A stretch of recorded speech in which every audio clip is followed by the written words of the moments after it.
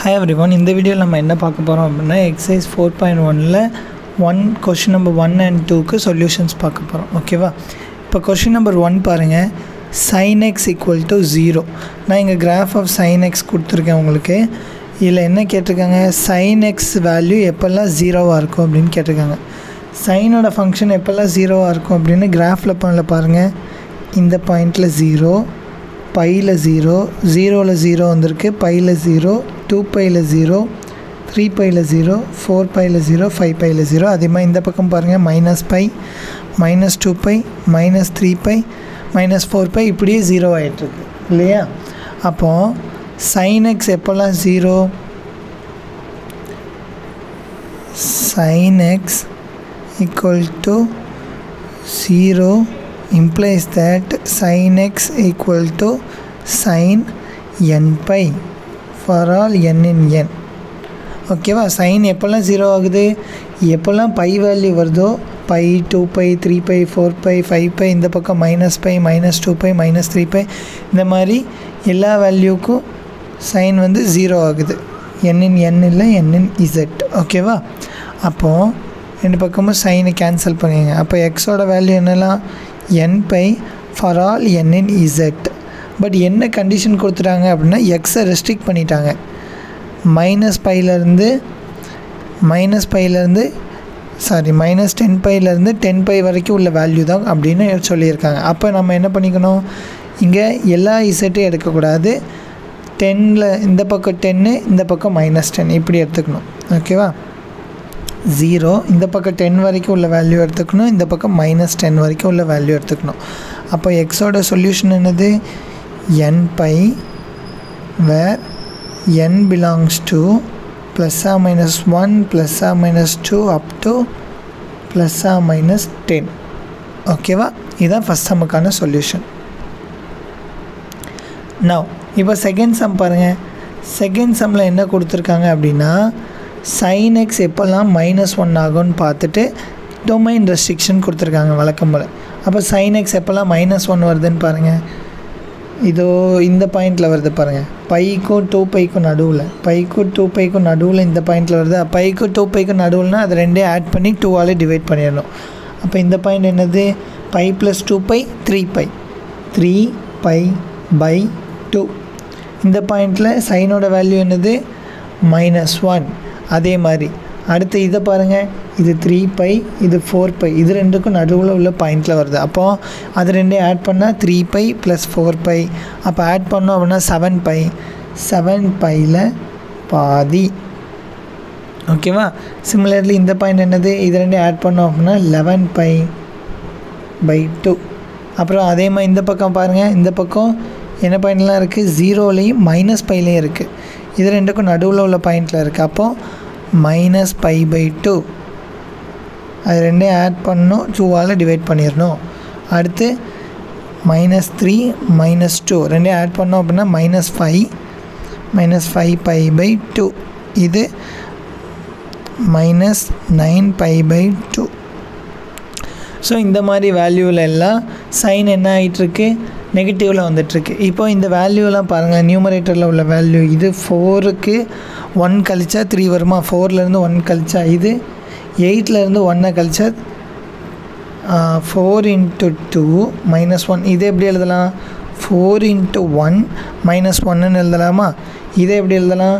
4 × 2 -1 எழுதலாமா? 8, 8ல் 1 போனால் 7. அப்புறம் இதை எப்படி எழுதலாம்? 4 × 3 -1 எழுதலாமா? 12 -1. அதே மாதிரி தான் இந்த பக்கமும். அப்போது இது என்ன ஃபார்மேட்டில் இருக்குது அப்படின்னு ஃபஸ்ட்டு கெஸ் பண்ணணும். அப்போ இது என்ன ஃபார்மேட்டில் இருக்குது? sin x equal to sin 4n -1 pi by 2 where n in z. ஓகேவா? இந்த ஃபார்மேட்டில் இருக்குது. அதாவது ஒவ்வொரு நியூமரேட்டரில் உள்ள நம்பரையும் 4n -1ன்னு எழுதிக்கலாம். எப்படி? மொதல் நம்பர் 3 எப்படி எழுதணும்? 4 × 1 -1 அப்படின்னு எழுதணும். அப்படி இல்லைன்னா நம்ம அரித்மெட்டிக் சீரீஸில் போட்டு கூட வேல்யூ எழுதிக்கலாம், அது பிரச்சனை இல்லை. ஓகேவா? ஃபார் எக்ஸாம்பிள் இங்கே நியூமரேட்டரில் உள்ள நம்பர்லாம் பாருங்கள், 3 7 11. அப்போது 3 7 11 இப்படி மூவ் ஆகிட்டுருக்கா? அப்போ டிஎன் ஃபார்முலா என்னது a + n - 1 × d இல்லை a மொதல் நம்பரா அப்போ மொதல் நம்பர் என்னது a = 3 அப்புறம் d என்னது d வந்து டிஃப்ரென்ஸ் இதிலேருந்து இது எவ்வளோ டிஃப்ரென்ஸு 4 டிஃப்ரென்ஸு அப்போது 3 + 4n - 1 4 × n - 1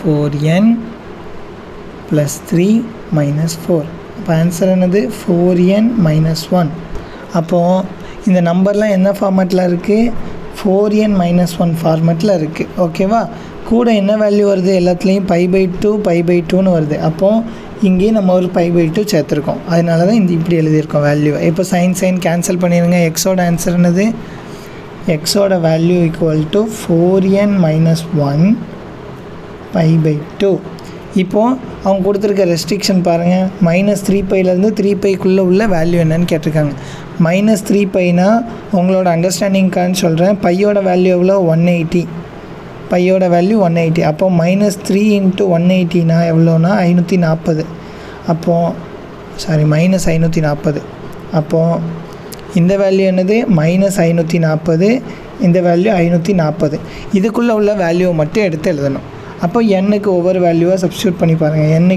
1 போட்டு பாருங்கள் 1 போட்டால் என்ன வேல்யூ வரும் 4 × 1 - 1 இப்படி வருமா எல்லாம் நம்ம டயக்ராம் வச்சு சால்வ் பண்ணிடலாம் சிம்பிளாக 3π/2 அப்போது 3 × 180/2 அடித்தோம் அப்படின்னா 90 3 90 270 ஓகேவா அடுத்து இது 7 × 90 7 × 90னா என்ன வரும் 630 ஆனால் நம்ம கொடுத்துருக்க ரெஸ்ட்ரிக்ஷன் எவ்வளோ தான் கொடுத்துருக்காங்க 540 வரைக்கும் தான் கொடுத்துருக்காங்க அப்போ இந்த ஆன்சர் கிடையாது ஓகேவா அப்புறம் இது எவ்வளோ -90 அப்போ இந்த ஆன்சர் உள்ளே இருக்கும் ஏன்னா இங்கே எவ்வளோ வேல்யூ கொடுத்துருக்காங்க 540லேருந்து -540லேருந்து 540 வரைக்கும் கொடுத்துருக்காங்க அப்போ -90 உள்ளே இருக்கும் 270 உள்ளே இருக்கும் அடுத்து இந்த வேல்யூ என்னது -5 × 90 -450 இந்த வேல்யூ உள்ளே இருக்கும் அப்புறம் இந்த வேல்யூ உள்ளே இருக்காது இந்த வேல்யூ என்னது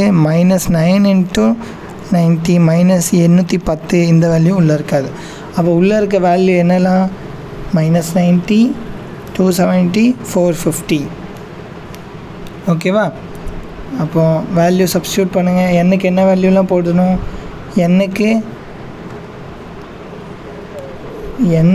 என்ன வேல்யூலாம் வருது 0 ± 1 ஓகேவா இதுதான் நம்மளோட சொல்யூஷன் இங்கே எனக்குள்ளே எழுதிக்கோங்க n = 0 ± 1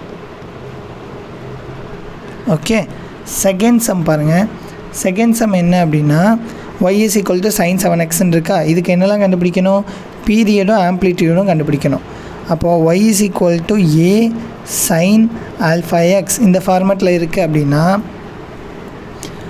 பீரியட் ஃபார்முலா என்ன அப்படின்னா பீரியட் = 2π/mod α ஆம்ப்ளிடியூட் ஃபார்முலா என்ன அப்படின்னா ஆம்ப்ளிடியூட் = mod a ஓகேவா இது ரெண்டு ஃபார்முலா மட்டும் தெரிஞ்சால் போகிறோம் அப்போ ஒவ்வொரு சம்லையும் பீரியட் என்ன ஆம்ப்ளிடியூட் என்னன்னு பாருங்கள் மொதல் கொஸ்டின் என்ன y = sin 7x அப்படின்னு கொடுத்துருக்காங்க இது இந்த ஃபார்மேட் படி பாருங்கள் இந்த ஃபார்மேட் படி a இருக்க இடத்துல இங்கே 1 தான் இருக்குது அப்போ a என்னது a = 1 ஆல்ஃபா இருக்க இடத்துல இங்கே என்ன இருக்குது இங்கே ஆல்ஃபா இருக்க இடத்துல இங்கே என்ன இருக்குது 7 இருக்குது அப்போது ஆல்ஃபா = 7 அப்போ பீரியட் என்னது 2π/mod ஆல்ஃபானா mod 7 அப்போ 2π/7 பாசிட்டிவ் நம்பர் அப்படிங்கிறனால மாடுலஸ்லேருந்து அப்படியே எடுத்துக்கலாம் 7 ஓகேவா இதுதான் நம்மளோட பீரியட் ஆம்ப்ளிடியூட் என்னென்னு பாருங்கள் ஆம்ப்ளிடியூட் = mod aன்னு கொடுத்துருக்காங்களா mod aனா இங்கே ஏவோட வேல்யூ என்னது ஏவோட வேல்யூ 1 தான் அப்போது mod 1 that is 1 second question என்ன கொடுத்துருக்காங்க y = -sin 1/3x அப்படின்னு கொடுத்துருக்காங்க செகண்ட் கொஸ்டின் பாருங்கள் -sin 1/3x அப்படின்னு கொடுத்துருக்காங்க இங்கே a என்னது a இருக்க வேண்டிய இடத்துல -1 இருக்குது இங்கே ஓகேவா அப்புறம் ஆல்ஃபா இருக்க வேண்டிய இடத்துல 1/3 இருக்குது அப்போ ஃபார்முலா எழுதுங்க period = 2 pi by mod alpha. ஓகேவா? ஆம்ப்ளிடியூட் ஃபார்முலா என்னது? Amplitude is equal to modulus of A. அப்போ பீரியடில் வேல்யூ சப்ஸ்டியூட் பண்ணிடுங்க. 2 pi by ஆல்ஃபா வேல்யூ என்ன இருக்குது? 1/3ன்னு இருக்குது. 1/3 பாசிட்டிவ் நம்பர் அப்படின்னா மாடுலஸ் போட வேண்டாம். ஓகேவா? இதை மாற்றி எழுதும்போது டினாமினேட்டரில் இருக்க 3 வந்து நியூமரேட்டருக்கு வந்துடும். அப்போ என்ன வரும்? 2 × 3 pi அப்படின்னு வரும். ஆன்சர் என்னது? 6 pi. ஆம்ப்ளிடியூடுக்கு ஏ என்ன வேல்யூ கொடுத்துருக்காங்க? -1 கொடுத்துருக்காங்க. அப்போ மாடுலஸ் போட்டோம் அப்படின்னா -1க்கு +1 ஆயிரும். ஓகேவா? இதுதான் ஆம்ப்ளிடியூட். மூணாவது கொஸ்டின் என்னது? 4 sin of -2x. மூணாவது question 4y is equal to 4 sin of -2x. இதில் ஏ என்னது? 4, ஆல்ஃபா என்னது? -2. அப்போ பீரியட் ஃபார்முலா என்னது? 2 pi by alpha mod alpha. அப்போ 2 pi by -2ன்னு இருந்தால் மாடுலஸில் போட்டோம் அப்படின்னா +2 ஆயிரும். அப்போ 2 pi by 2 கெட்ஸ் கேன்சல். அப்போ ஆன்சர் என்னது? pi a. ஆம்ப்ளிடியூடுக்கு ஃபார்முலா என்னது? mod a. இங்கே ஆல்ரெடி 4 தான் இருக்குது. அப்போது ஆன்சர் என்னது? வெறும் 4. இந்த வீடியோ பிடிச்சிருந்துச்சி அப்படின்னா லைக் பண்ணிடுங்க. தேங்க்யூ.